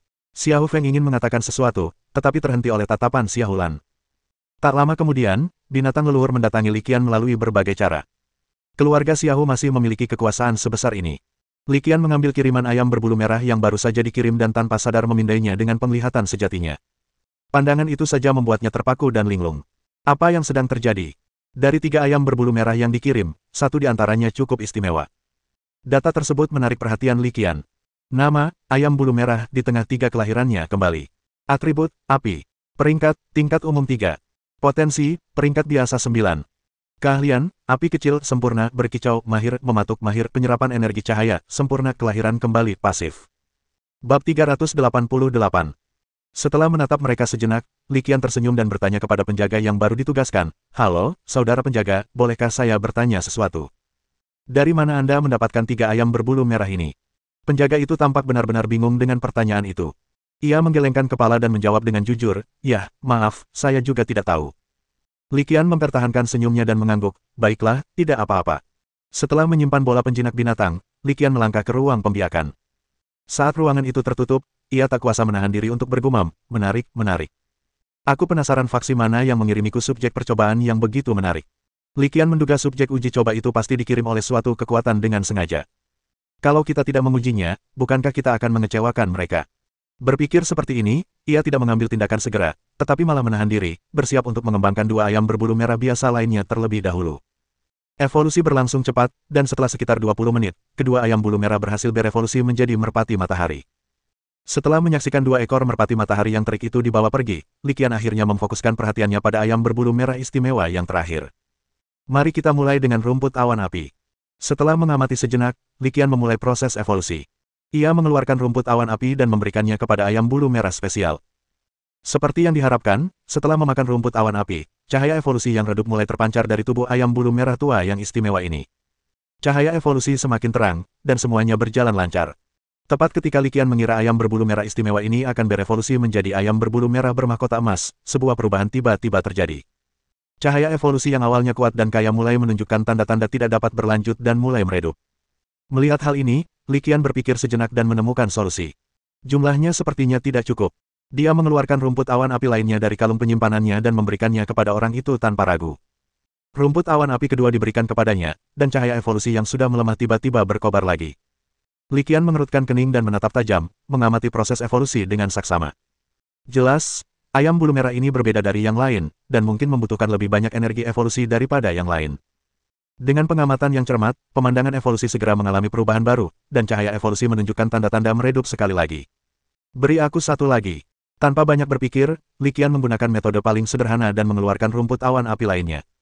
Lagi pula, rumput awan api tidak terlalu berharga. Li Qian mampu memberinya makan 100 atau 200 tanaman, apalagi 3. Setelah rumput awan api ketiga ditanam, cahaya evolusi, yang telah menunjukkan tanda-tanda meredup, menjadi intens sekali lagi. Seperti dugaan Li Qian, rumput awan api hanya bertahan sekitar 3 menit sebelum mulai meredup lagi. "Tidak, aku butuh satu lagi." Tanpa berpikir panjang, Li Qian secara refleks memberi makan rumput awan api lainnya. Ini sudah merupakan rumput awan api keempat, dan Li Qian telah siap untuk pertarungan yang berlarut-larut. Yang mengejutkannya, setelah memberinya 4 rumput awan api, cahaya evolusi akhirnya mencapai puncaknya, membentuk pilar cahaya setinggi 5 meter. Meskipun pancaran evolusi sepanjang 5 meter tidak dapat dibandingkan dengan pancaran matahari, namun tetap jauh lebih unggul daripada pancaran ayam bulu merah biasa. Sorot cahaya itu pun menghilang, dan ayam merah bermahkota emas yang telah berevolusi pun terlihat di hadapan Li Qian. Ayam bermahkota emas berbulu merah ini, yang berevolusi dari 4 rumput awan api, jelas berbeda dari ayam bermahkota emas berbulu merah biasa. Kalau dilihat dari penampilannya saja, ada beberapa perbedaan. Ukurannya 2 kali lipat ukuran burung pegar mahkota emas biasa, dengan bulu yang lebih lembut dan berkilau, dan jambul emasnya jauh lebih besar daripada jambul burung pegar mahkota emas biasa, sehingga menyerupai kanopi yang indah. Li Qian memandangi ayam jantan bermahkota emas dan berbulu merah yang megah dan anggun itu lalu mengangguk puas. Ia mengaktifkan True Sight lagi dan mengamati ayam itu, yang jelas berbeda dari yang lain. Informasi tentang ayam bermahkota emas berbulu merah ini kemudian ditampilkan di hadapannya. Nama, ayam bermahkota emas berbulu merah, mengalami 3 kelahiran kembali. Atribut, api. Level, peringkat umum 9. Potensi, elit tingkat 4. Keahlian, api kecil penguasaan percikan kemahiran pelompatan api, keahlian kicauan, keahlian patuk, keahlian tendangan pemula penguras energi, penguasaan kelahiran kembali pasif. Ayam bermahkota emas bulu merah yang baru berevolusi ini, bahkan tanpa evolusi lanjutan, telah melampaui kategori hewan peliharaan yang tidak berguna. Ia sudah dapat digambarkan memiliki beberapa fitur khas. Sambil mengelus dagunya, Li Qian mengamati beberapa saat lagi sebelum tidak membuang waktu lagi dan mulai berevolusi. Setelah berpikir sejenak, dia mengeluarkan 4 kristal emas matahari dan 4 batu vulkanik milenium langsung dari kalung penyimpanannya. Karena dibutuhkan 4 rumput awan api agar ayam bulu merah khusus ini berevolusi menjadi ayam bulu merah mahkota emas, secara logika, bahan-bahan yang dibutuhkan untuk berevolusi dari ayam bulu merah mahkota emas menjadi merpati matahari berkobar juga harus 4 kali lipat dari evolusi normal. Itulah yang dipikirkan Li Qian, tetapi tentu saja itu hanya tebakannya. Sekarang, dia akan menguji spekulasi ini dengan tindakannya. 4 kristal keemasan matahari dan 4 batu vulkanik berusia ribuan tahun ditempatkan di samping ayam jantan berbulu merah bermahkota emas yang istimewa ini. Setelah memastikan semuanya tertata dengan baik, ia pun memberikan perintah kepada Xiao Liu. Api yang berkobar. Kali ini, Li Qian tidak membiarkan Xiao Liu menggunakan Flame Jet lagi, tetapi langsung menggunakan skill unggulnya, Blazing Inferno. Kekuatannya jauh melampaui semburan api. Karena jumlah bahan yang dibutuhkan untuk evolusi telah meningkat 4 kali lipat, api yang berfungsi sebagai katalis juga harus ditingkatkan.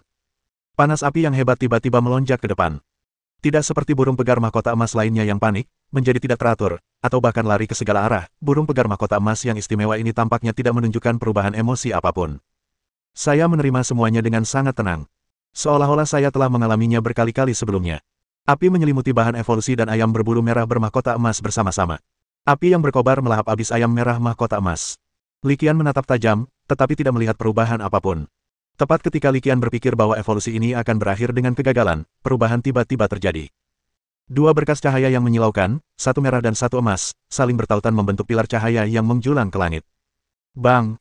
Intensitas dan tinggi sinar cahaya itu jauh melampaui yang sebelumnya, bahkan merobek atap ruang budidaya. Seberkas cahaya, yang terjalin dengan emas dan merah, mencapai ketinggian lebih dari 100 meter, menyilaukan dan menembus kubah tempat kompetisi pelatihan. Seketika muncul di atas kota Moyuan, tampak sangat mencolok. Kota Moyuan yang tadinya tenang dan sunyi, kembali riuh rendah karena pilar cahaya yang muncul tiba-tiba itu. Bab 389. Di tembok kota Moyuan, Wen Zebin yang berdiri tinggi di atasnya, secara alami melihat pilar cahaya raksasa melesat ke langit. Apakah itu lokasi evolusi? Dia segera mengenali tempat pilar cahaya itu muncul. Pergi dan lihat apa yang terjadi di lokasi evolusi, dia memanggil seorang penjaga dan memberi perintah. Penjaga muda itu menerima perintah dan segera pergi untuk menyelidiki situasi. Wen Zebin menarik pandangannya, tidak lagi fokus pada arah medan evolusi. Dia duduk tegak di tembok kota, menutup matanya untuk beristirahat. Tepat pada saat itu, seberkas energi tiba-tiba keluar dari gelang pintar itu. Sinar energi itu memadat di udara, dan setelah beberapa saat, ia membentuk layar cahaya, di mana sosok Lan Xinwang muncul. Lan Xinwang adalah kepala keluarga Xiahu saat ini, Xiahu Lan. Raja Lan Xin, mengapa kau tiba-tiba menghubungiku? Tanya Wen Zebin sambil menatap Xiahu Lan di layar cahaya. Tuan Wen Sheng, Anda pasti telah melihat situasi abnormal yang terjadi di bidang evolusi. Xiahu Lan memulai. Wen Zebin mengangguk, ekspresinya tidak berubah, dan terus menatap Xiahu Lan. Situasi yang terjadi di bidang evolusi kemungkinan besar berkaitan dengan binatang leluhur keluarga Xiahu kita. Xiahu Lan menyatakan spekulasinya. Ini juga salah satu alasan paling mungkin yang ia yakini. Perubahan ini belum pernah terjadi sebelumnya. Hanya terjadi setelah mereka mengirim binatang leluhur. Dia tidak akan pernah percaya bahwa tidak ada hubungan di antara keduanya. Jadi, kenapa kau menghubungiku sekarang? Wen Zebin sedikit terkejut setelah mendengar penjelasan Xiahu Lan, tetapi dia tetap memahami inti permasalahannya dengan tepat. Karena kemungkinan besar ada hubungannya dengan binatang leluhur keluarga Xiahu, dia juga ingin tahu mengapa Xiahu Lan menghubunginya saat ini. Saya ingin meminta keluarga Xiahu untuk bertanggung jawab menjaga situs evolusi, Tuan Wen Sheng. Xiahu Lan menyatakan tanpa ragu tujuan pertemuannya dengan Wen Zebin. Setelah mengatakan itu, dia menambahkan, binatang leluhur itu sangat penting bagi keluarga Xiahu kita, dan kita tidak mampu kehilangannya. Setelah mendengar ini, Wen Zebin merenung sejenak sebelum akhirnya menjawab, saya tidak setuju keluarga Xiahu Anda mengambil alih penjagaan situs evolusi. Kalian harus tahu siapa yang bertanggung jawab atas pekerjaan evolusi di bidang evolusi saat ini. Jika terjadi sesuatu pada mereka, Universitas Penjinak Binatang Songhai dan Universitas Penjinak Binatang Sazu akan melawan kita sampai mati. Dan saya dapat memberitahu Anda dengan pasti bahwa ada juga pakar dari kedua aliran ini yang secara diam-diam menjaga bidang evolusi. Dia berhenti sejenak, lalu melanjutkan, namun, saya dapat menyetujui bantuan keluarga Xiahu Anda dalam mempertahankan daerah itu. Tentu saja, persetujuanku untuk membantumu mempertahankan wilayah itu bukan tanpa syarat. Jika terjadi sesuatu, bahkan jika binatang leluhurmu mengalami kecelakaan, keselamatan kedua murid harus menjadi prioritas. Kita harus melakukan segala daya upaya untuk memprioritaskan keselamatan mereka. Jika kita bisa, aku akan memberimu wewenang untuk membantu pembelaan mereka.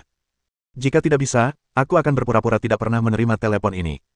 Mendengar jawaban sang bijak, Xiahu Lan terdiam di balik tirai cahaya.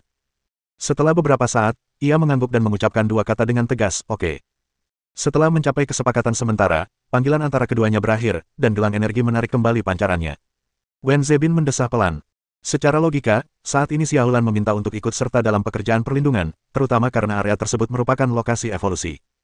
Dia tidak akan pernah percaya jika Anda mengatakan kepadanya bahwa dia tidak mempunyai motif egois. Akan tetapi, meskipun dia tahu bahwa Xiahu Lan punya motif tersembunyi, dia tetap menyetujui permintaan pihak lain. Alasannya sederhana, ia perlu mengerahkan semua sumber daya yang tersedia, dan keluarga Xiahu adalah kekuatan yang harus diperhitungkan. Dengan keterlibatan keluarga Xiahu, lokasi evolusi pada dasarnya dapat dijamin aman. Saat Wen Zebin memikirkan hal ini, saat berikutnya, dengan sebuah pikiran, seberkas cahaya melesat keluar dari gelang energi itu sekali lagi. Sinar cahaya itu memadat di udara, menampakkan diri sebagai wujud Raja Baichuan. Raja Baichuan berkata dengan mendesak, orang bijak sastra, keadaan darurat telah terjadi 100 km di sebelah timur kota Moyuan. Raja kerangka tingkat raja sedang menyerang dengan kecepatan yang sangat tinggi. Raja kerangka ini sangat aneh. Ia tidak melawan kita sama sekali dan terus maju. Targetnya pasti kota Moyuan. Aku khawatir mungkin ada konspirasi yang terlibat. Begitu Baichuan Wang selesai berbicara, seberkas cahaya lain melesat keluar, mengembun menjadi tirai cahaya di udara. Itu Raja Batu Hitam. Tuanku, ada masalah di utara kota Moyuan. Raja Mayat Surgawi sedang mendekat dengan cepat, dan kemungkinan besar mengincar kota Moyuan. Saya khawatir. Berikutnya, laporan datang satu demi satu dari keempat arah, semuanya melibatkan binatang peliharaan tingkat kaisar. Setelah mendengarkan laporan ini, Wen Zebin memerintahkan mereka untuk melakukan segala upaya untuk mencegat musuh, dan kemudian berpikir keras. Tak diragukan lagi, kejadian-kejadian tak terduga ini merupakan hasil kerja 3 organisasi aliran sesat. Tapi apa tujuan mereka melakukan ini? Wen Zebin merasa ini cukup membingungkan. Meskipun ada penjinak binatang tingkat kaisar yang menghalangi jalan dari keempat arah, binatang peliharaan tingkat kaisar tidak tertarik bertarung dan hanya ingin melarikan diri. Binatang peliharaan itu bukanlah sesuatu yang bisa dihadang dalam waktu singkat. Hampir dapat dipastikan mereka akan menerobos ke tepi kota Moyuan, tetapi apa gunanya aliran sesat melakukan ini di belakang layar? Bahkan jika mereka menerobos ke sekitar kota Moyuan, mereka tidak akan dapat menimbulkan ancaman apapun bagi kota Moyuan. Pada titik ini, jika Wen Zebin bertindak tegas dan meninggalkan kota untuk melancarkan serangan, dia bisa saja mencegat setidaknya 2 musuh dari 4 arah. Akan tetapi, kebiasaan lamanya untuk bersikap ragu-ragu dan bimbang muncul kembali, karena takut musuh mungkin menggunakan taktik pengalihan. Setelah saya pergi, mereka melancarkan serangan mendadak ke kota Moyuan. Apalagi sekarang, perubahan baru telah terjadi di kota dan di lokasi evolusi. Dia bahkan cenderung tidak bertindak gegabah. Anda lihat, dia telah berjanji kepada Guru Lu bahwa dia harus memastikan keamanan kota Moyuan. Wen Zebin tidak gegabah dan tetap duduk di tembok kota Moyuan. Tak lama kemudian, ia melihat debu mengepul dari keempat penjuru. 4 binatang peliharaan setingkat kaisar tengah menyerang ke depan. Di belakang mereka, hewan peliharaan tingkat kekaisaran lainnya sedang mengejar. Dalam pengejaran itu, jelas bahwa hewan peliharaan yang melarikan diri itu telah mengalami beberapa luka. Namun, vitalitas hewan peliharaan setingkat kaisar sungguh mencengangkan. Meskipun terluka parah, ia tetap tidak menunjukkan tanda-tanda kematian. Kecepatannya tidak berkurang banyak. Ketika sang bijak sastra berdiri di atas tembok kota, menatap pemandangan ini, firasat buruk muncul dalam hatinya. Saya selalu merasa seperti saya mungkin telah mengabaikan sesuatu. Bab 390. Di luar kota Moyuan, 4 binatang peliharaan mayat hidup tingkat kaisar menyerbu dengan liar ke arah kota. Meskipun mereka dikejar oleh binatang buas lain yang levelnya sama, binatang buas ini hanya dapat memperlambat mereka sedikit dan tidak dapat membunuh mereka secara langsung. Ini, Wen Zebin, sang bijak sastra, masih berdiri di tembok kota. Ia menatap pemandangan itu dan merasa sedikit gelisah. Kemudian, di tengah kegelisahan ini, keempat hewan peliharaan mayat hidup tingkat kaisar akhirnya bergegas ke suatu tempat yang hanya berjarak sekitar 5 km dari tembok kota. Jika mereka mendekat, berbagai senjata teknologi di tembok kota dapat menimbulkan kerusakan besar pada mereka. Meskipun senjata teknologi ini agak besar dan sulit dipindahkan, namun tetap sangat efektif dalam peperangan pertahanan kota di lokasi tetap seperti ini. Akan tetapi, pada jarak yang janggal ini, keempat hewan peliharaan mayat hidup tingkat kaisar itu terhenti di jalurnya dan menghentikan laju mereka. Jelas, aliran rahasia itu juga sangat menyadari informasi dan intelijen seputar kota Moyuan. Tapi apa gunanya mereka melakukan ini? Mereka sudah bersusah payah, bahkan mengorbankan 4 hewan peliharaan mayat hidup setingkat kaisar, hanya untuk sampai di sini. Tidak mungkin hanya untuk melihat-lihat kota Moyuan. Wen Zebin mengerutkan kening dan merenung, merasa ada konspirasi yang terlibat. 4 hewan peliharaan mayat hidup setingkat kaisar melambangkan kekuatan yang tangguh bagi aliran sesat manapun. Mereka sama sekali tidak bisa membiarkannya dikorbankan dengan sia-sia, tanpa nilai apapun. Memikirkan hal ini, Wen Zebin mengerutkan keningnya lebih dalam. Perasaan tidak berdaya ini, tidak mampu menebak apa yang ingin dilakukan orang lain, membuatnya merasa sangat tidak nyaman, tidak berdaya, dan cemas. Dia menatap salah satu Raja Mayat Surgawi, dan sebelum berhenti sepenuhnya, dia melambaikan tangannya. Dengan lambaian tangannya, Raja Hutan Raksasa, yang juga berada di tembok kota, melancarkan serangan, dan binatang peliharaannya, binatang belalang surgawi, menyebarkan tanaman merambat kayu yang tak terhitung jumlahnya. Setiap tanaman merambat itu bagaikan cambuk baja, berkilau dengan kilau dingin, dan tampak luar biasa kuat. Namun pada saat itu, cahaya merah darah yang pekat tiba-tiba muncul dari tubuh Raja Mayat Surgawi.